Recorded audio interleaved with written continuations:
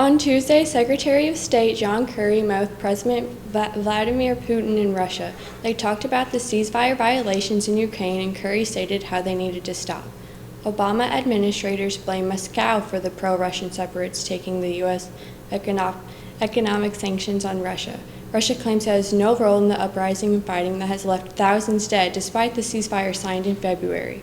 On Tuesday, Kerry also discussed the movement of heavy weapons which continue to flow into Russian territory, which is held by separate forces who are in standoff with Ukraine.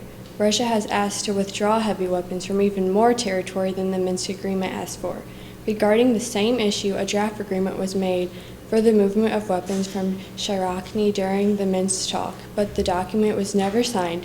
Many hoped that if the draft was signed, it would end many ceasefires, but the conflict between Russia and Ukraine remains. In other news, 10 people were accused of killing a rare big panda and selling its paws and meat in China. The two brothers named Wang that were part of the killing reported that a wild animal was killing their sheep. To stop the animal, they hunted and shot it, not realizing it was a panda. The panda was injured with the first shot and got away climbing a tree. The brothers then again shot it, making sure of its death. When the police investigated, they found $774 from the 77 pounds of meat, 2 thigh bones, 2 pieces of skull, the gallbladder, and 2 rifles. The police have found 2 brothers, the buyer, 7 other people involved in the crime. When DNA testing was done on the remains, the panda was found to be a female, and less than 2,000 remain of her kind in the world. Monday, an avalanche filled with debris and mud came down on Selgar, Colombia, killing 58 people.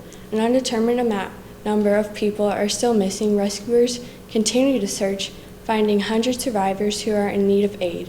Many say the river took out everything in its path, leaving hundreds of people homeless and children lost without their parents.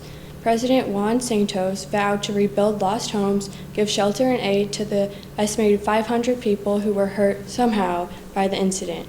According to the Inter-American Development Bank, over 150 disasters have struck the country within the last 40 years, taking more than 32,000 lives.